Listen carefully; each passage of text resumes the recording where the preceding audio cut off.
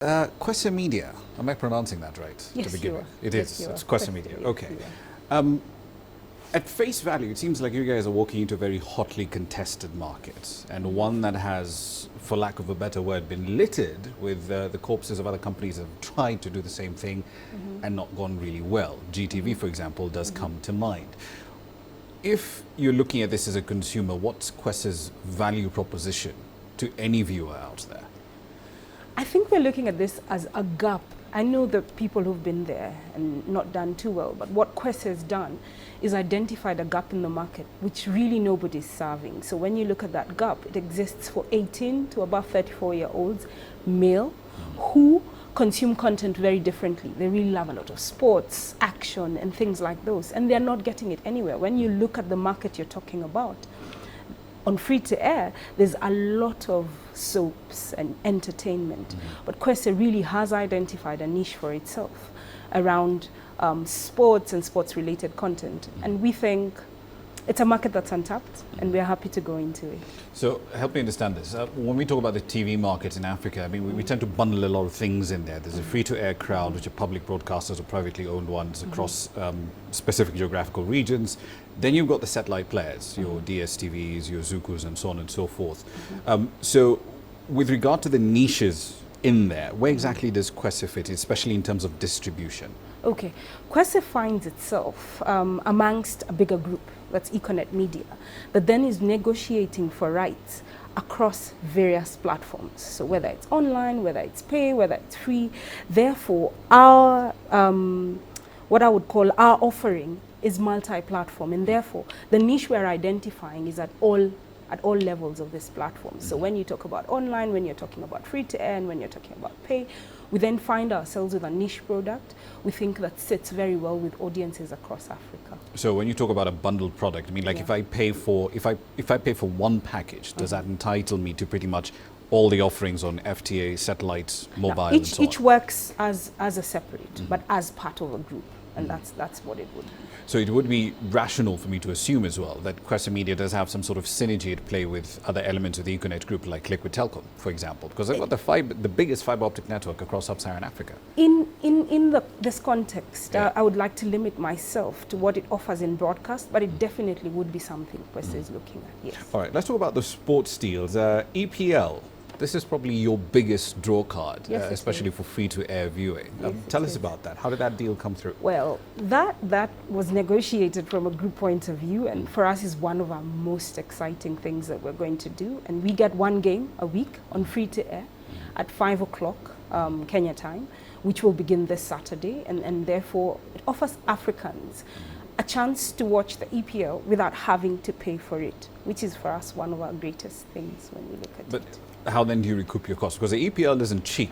I mean, it costs a ton of money to get those broadcasts right. So if you're, on one hand, I know you do resell these broadcast rights onto various broadcasters on FTA platforms, but where else would you recoup your costs?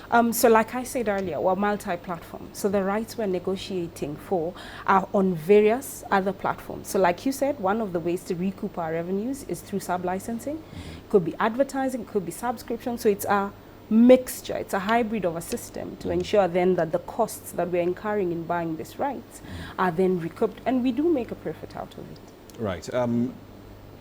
English football is, of course, one of the main draw cards there, but we've seen other deals being cut. One with the National Football League in the United States. It's a 5-year deal brokered by ESPN, as I understand it. Formula E, you've got the rights for the 2017-2018 season. Aviva Rugby as well, excluding South Africa. NBA, there's Viceland included as well, and they launched a little earlier in the year. It seems you're very heavily tilted towards sports here. What else is on the menu? We are very heavily tilted towards sports. Like I said earlier, we're looking at a niche audience. But then there's locally produced content. There's extreme outdoor adventure. There's sports news done locally. There's basketball done from an African perspective and then packaged for local audiences. There's all manner of programming that speaks to that audience that's not necessarily just sport, but is sports leaning. I think it's important for us to be clear about that. So, okay, let me understand this. If I tune into Kwese Sports, I will be seeing obviously among this mix of a bunch of guys racing around in electric cars in Hong Kong, a bunch of tall guys playing basketball. I'll also be able to see local sports programming produced in South Africa, Nigeria, Kenya, and so on and so forth. Yes, you will.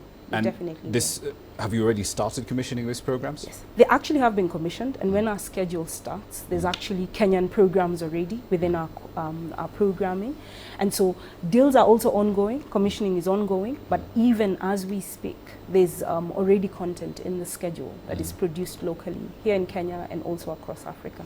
You guys cover, according to some of the deals I've seen here, at least 20 plus different countries, where you've got all the big ones in the bag, Nigeria, Kenya, South Africa. How big a problem has been regional locking in negotiating the rights to a lot of this content? It's a big challenge, but I think we're provided by an opportunity that was brought about by digital platforms. I think it would have been worse if it was limited to what was analog TV. But with digital platforms, it makes it a tad easier, meaning you can easily get a license or get people who would be willing to carry your content. So yes, it could have been a challenge, a bigger one, if we weren't finding ourselves at a place where African countries have decided to migrate. But we do find ourselves with a bigger opportunity now that there exists a digital platform that we can lock ourselves into. Yeah. Right, but moving forward, I mean, usually when we talk about broadcast rights, especially for the EPL, more often than not, I see them being negotiated along the lines of one specific platform. So DSTV, for example, will say, I want EPL broadcasting rights, but they're only for satellite and only within this particular region.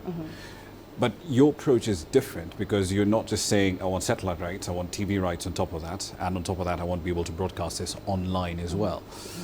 How do you negotiate rights across the board for all of these platforms, especially because a lot of these publishers may say, look, I have issues with giving you online streaming rights because I can't regional lock that.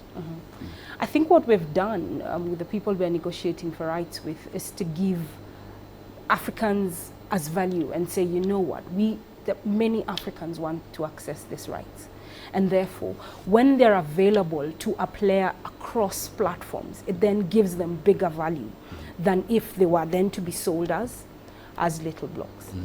But isn't this the same, do you run into that age-old argument of you can't sell Kenya alone as a product? No, it's and too we're small not, a market. and that's why the way we are positioning ourselves is very unique, because as much as we are saying we are Pan-African, we are then localizing ourselves and saying, yes, we are Pan-African, but let's bring it down. And like, for example, in Kenya, what we'll do this week is to launch the Pan-African brand, but then start localizing it, meet regulatory requirements that are Kenyan by nature. And so the same thing will happen in other African countries, which then makes us have some better positioning than most of our competitors, as it were, like you would say. As we wrap this up, though, I'm curious. We've spoken about revenues coming in through advertising, sub-licensing deals, subscription as well.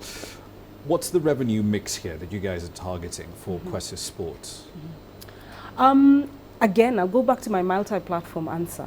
That yes, when we're available on various platforms, each platform also is unique in the way you sell it and in the way you get advertising from it or in the way you generate revenue from it.